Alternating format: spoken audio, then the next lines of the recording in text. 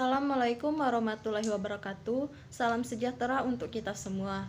Perkenalkan, nama saya Aprila Dwingky, NPM 1913201011.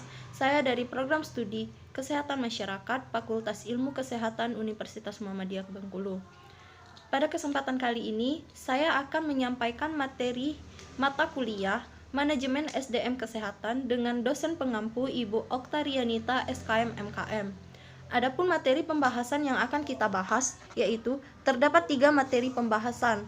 Yang pertama, manajemen kesehatan, kedua, pengembangan karir, dan ketiga, seleksi. Untuk materi pertama yaitu manajemen kesehatan. Adapun pengertian manajemen kesehatan yaitu manajemen dapat diartikan sebagai ilmu dan seni tentang upaya untuk memanfaatkan sumber daya yang dimiliki untuk mencapai tujuan secara efektif dan efisien. Pada tahun 1886, Frederick W. Taylor melakukan suatu percobaan time and motion study dengan teorinya ban berjalan. Dari sini lahirlah konsep teori efisiensi dan efektivitas. Stoner mengemukakan suatu definisi yang lebih kompleks yaitu sebagai berikut. Manajemen adalah suatu proses perencanaan, pengorganisasian, pengarahan, dan pengawasan usaha-usaha para anggota organisasi dan penggunaan sumber daya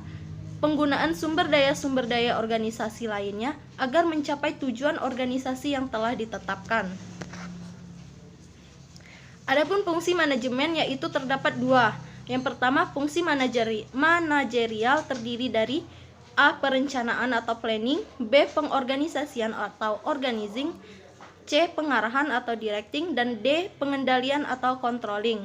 Adapun fungsi operasional terdiri dari pertama, pengadaan tenaga kerja atau SDM, yang kedua, pengembangan, ketiga, kompensasi, keempat, pengintegrasian, kelima, pemeliharaan, dan keenam, pemutusan hubungan kerja. Kemudian ada metode pendekatan manajemen kesehatan. Metode pendekatan manajemen kesehatan terdiri dari 3, yaitu pendekatan mekanis, pendekatan paternalistis, dan pendekatan sistem sosial. Pendekatan mekanis merupakan penggantian fungsi tenaga kerja dari manusia dengan tenaga mesin dalam menyelesaikan pekerjaan.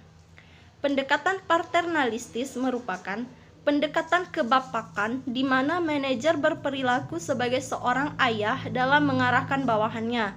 Kemudian, pendekatan sistem sosial merupakan pendekatan yang memandang bahwa perusahaan merupakan organisasi yang memiliki sistem yang kompleks. Ruang lingkup manajemen terdiri dari 6. Yang pertama, SDM dan organisasi, terdiri dari manajemen umum yang menangani sekretariat. Kemudian ada keuangan, manajemen keuangan lingkup cost recovery dan cost containment atau pengendalian biaya. Kemudian proses produksi atau operasional, manajemen operasional, bagaimana proses produksi bisa paling efisien dalam pencapaian tujuan. Kemudian ada mutu, ada pemasaran, penentuan pada produk, misalnya program apa yang akan dikembangkan di rumah sakit atau puskesmas. Dan yang terakhir yaitu manajemen logistik. Untuk materi kedua, kita akan membahas tentang pengembangan karir. Adapun pengertian karir adalah keseluruhan pekerjaan, baik yang digaji maupun yang tidak digaji, suatu proses belajar dan peran-peran yang disandang sepanjang hidup. Biasanya, istilah karier berkaitan dengan pekerjaan yang menghasilkan uang dan merupakan suatu pekerjaan tunggal. Tujuan pengembangan karir. Pada dasarnya, tujuan pengembangan karir bertujuan untuk memperbaiki dan meningkatkan efektivitas pelaksanaan pekerjaan para pekerja agar semakin mampu memberikan kontribusi terbaik dalam mewujudkan tujuan organisasi. Proses manajemen karir. Terdapat 3 tahapan dalam proses manajemen karir, yaitu career exploration, development of career goal, dan political system. Untuk tahap pengembangan karir, tahap dalam pengembangan karir dibagi menjadi 4 bagian, yaitu fase awal, fase lanjutan, fase mempertahankan, dan fase pensiun. Tujuan pengembangan karir pada dasarnya bertujuan untuk memperbaiki dan meningkatkan efektivitas pelaksanaan pekerjaan para pekerja agar semakin mampu memberikan kontribusi terbaik dalam mewujudkan tujuan organisasi.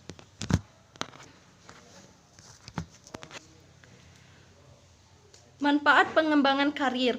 Manfaat dalam pengembangan karir yaitu pertama, meningkatkan kemampuan karyawan dengan pengembangan karir melalui pendidikan dan pelatihan akan lebih meningkatkan kemampuan intelektual dan keterampilan karyawan yang dapat disumbangkan pada organisasi.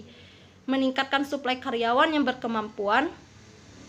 Sumber daya manusia kesehatan mempunyai tugas melaksanakan penyusunan kebijakan teknis, pelaksanaan dan pemantauan, evaluasi dan pelaporan di bidang pengembangan, jabatan fungsional kesehatan, bidang pengembangan karir dan tata kelola, sertifikasi, serta bidang pengembangan kualifikasi sumber daya manusia kesehatan berkelanjutan. Tanggung jawab pengembangan karir. Terdapat 6 tanggung jawab dalam pengembangan karir. Yang pertama, prestasi kerja yang memuaskan. Kedua, pengenalan oleh pihak lain. Ketiga, kesetiaan pada organisasi. Keempat, pemanfaatan mentor dan sponsor. Kelima, dukungan para bawahan. Keenam, pemanfaatan kesempatan untuk bertumbuh. Materi ketiga yaitu seleksi. Adapun definisi seleksi SDM yaitu seleksi adalah proses untuk memilih pelamar untuk dijadikan karyawan dan menempatkan mereka pada posisi yang dibutuhkan oleh organisasi. Dengan kata lain, seleksi adalah suatu proses pencocokan kebutuhan dan persyaratan organisasi terhadap keterampilan dan kualifikasi para pelamar kerja. Arti penting atau tujuan seleksi SDM. Terdapat 4 tujuan dalam seleksi SDM, yaitu tujuan organisasional, tujuan fungsional, tujuan sosial, dan tujuan personal. Tujuan seleksi untuk karyawan. Karyawan yang qualified dan potensial, karyawan yang jujur dan disiplin, karyawan yang cakap dan penentuan yang tepat, karyawan yang mudah dikembangkan pada masa depan, dapat bekerja secara mandiri, karyawan yang terampil dan bergairah